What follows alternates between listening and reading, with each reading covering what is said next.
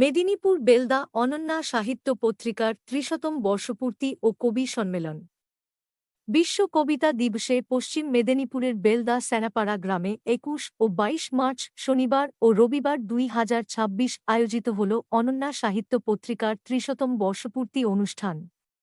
উক্ত অনুষ্ঠানে বিভিন্ন সাংস্কৃতিক কর্মসূচি গ্রহণ করা হয়।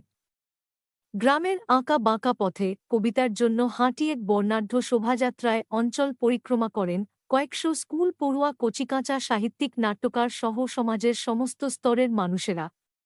এই শোভাযাত্রায় মূল আকর্ষণ ছিল ধামসা মাদলে সুসজ্জিত আদিবাসী মেয়েদের নৃত্যগান। এছাড়াও মঞ্চে দুদিন ব্যাপী সাহিত্য চর্চা, কবি কণ্ঠে কবিতা পাঠ তথা বিভিন্ন ধরনের নৃত্য গীতের মাধ্যমে সামগ্রিক অঞ্চলে এক সমুদ্র অনুরণন তৈরি হয়। তৃণাঞ্জয় এবং সূচনার নির্দেশনায় সময় বৃত্তের পথ নাটক ছিল সাড়া জাগানো।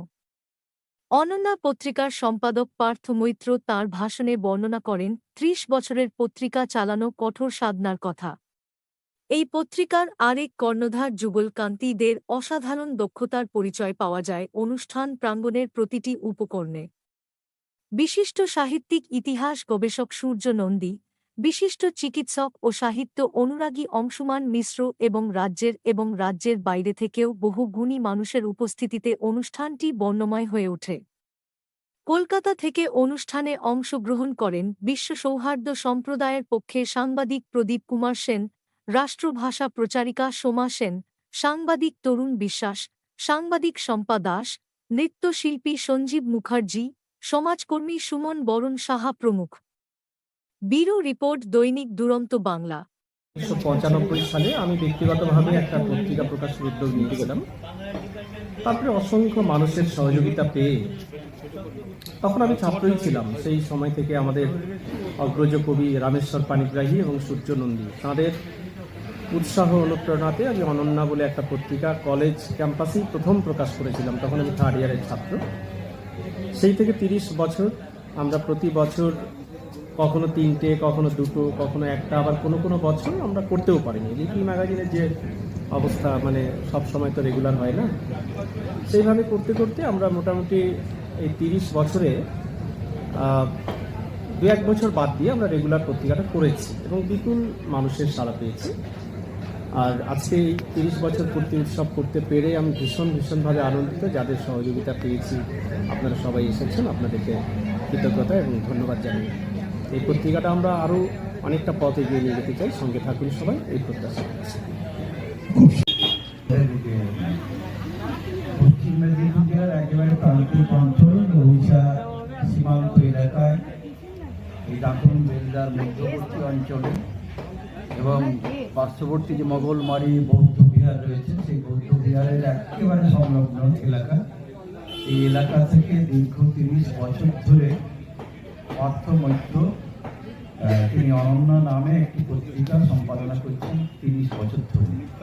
এর আগে 20 বছর এবং 10 বছর পূর্তি উৎসব তিনি উদযাপন করেছেন, আমরা এসেছিলাম।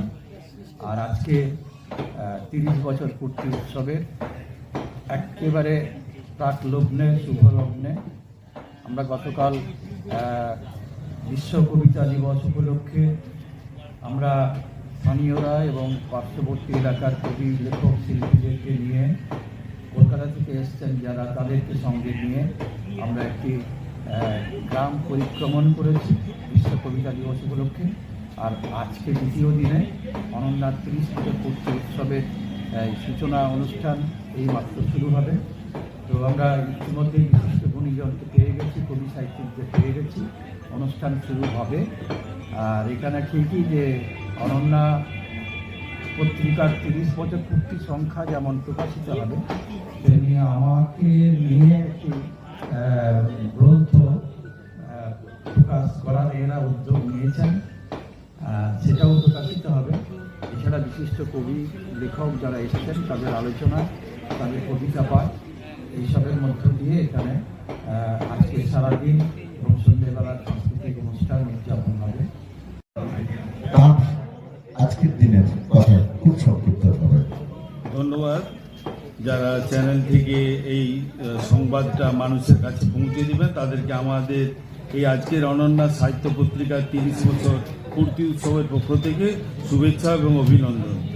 প্রথম কথা হচ্ছে, একটা প্রত্যন্ত গ্রামে একটা বিশিষ্ট কবি এবং সাহিত্যিক পার্থ মৈত্র এবং বিশিষ্ট শিক্ষাবিদ এবং বিশিষ্ট সঞ্চালক এবং তার অগুন্তি ছাত্রছাত্রী, তাদের সহযোগিতায়, শুভানুধ্যায়ীদের সহযোগিতায় এবং বিভিন্ন প্রান্ত থেকে 3টে জেলা, ঝাড়গ্রাম, মেদিনীপুর, পশ্চিম মেদিনীপুর, পূর্ব মেদিনীপুর, এই 3টে জেলা থেকে কবি সাহিত্যিকদের তিনি আমন্ত্রণ জানিয়ে আজকের এই সুন্দর একটি অনুষ্ঠানটাকে সার্থক রূপ দেওয়ার জন্য তিনি যে প্রয়াস গ্রহণ করেছেন এবং আপনারা মিডিয়ার পক্ষ থেকে এসে তাকে সহযোগিতা করছেন, এটা আমাদের আজকে অত্যন্ত গর্বের বিষয়। আমি চাই কবি সাহিত্যিকদের তাদের এই যে উত্তরোত্তর সমৃদ্ধি, সেটা সবার সহযোগিতায় হয়ে উঠুক এবং সমাজে সেটা ভীষণভাবে ছোটদের আরও উপকৃত করুক, এই কথা বলে আমার বক্তব্য শেষ করছি। ডক্টর যোগেন বেরা, তাকে আমরা পেয়ে গেছি। আজকের দিনটা 30 বছর পূর্তি, এরকম একটা সাহিত্য পত্রিকা, কি বলবো?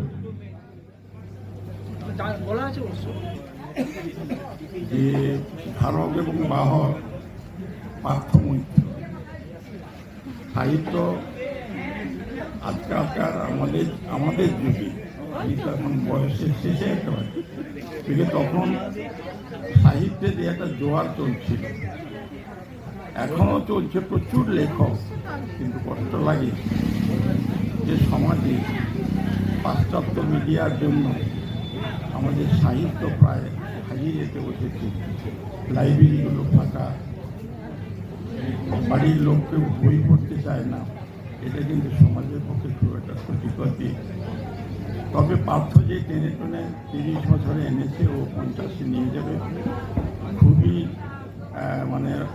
বইয়ের প্রতি, লেখার প্রতি, পড়ার প্রতি খুবই আগ্রহ।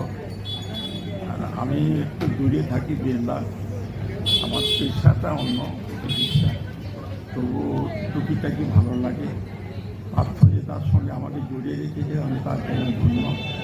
এবং পার্থের এই শুভ প্রয়াস সুন্দর হোক এবং সমাজে আরও বিস্তৃতি লাভ করুক এবং বইয়ের স্বাস্থ্যটা আরেকটু বাড়ুক, আমি এই কামনা করি।